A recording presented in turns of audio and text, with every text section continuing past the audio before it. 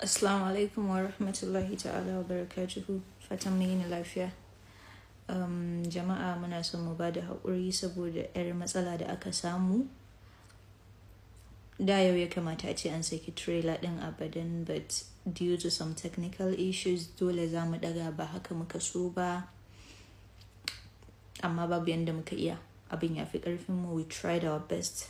Maga in za a iya gyarawa as early as possible, amma ina abin yaƙi.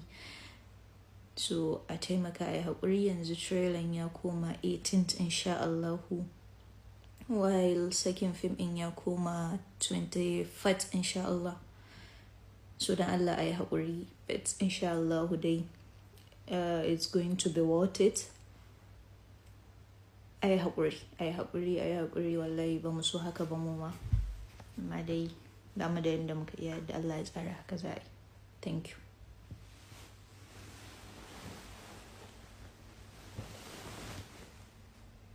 Kai haƙuri, yani nan ma zazzaɓi ya kama ni, ba mu ji daɗi ba, amma haka Allah ya ƙaddara. Ai haƙuri. Thank you so much.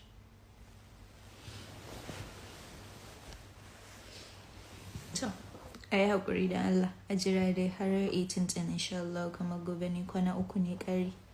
Thank you.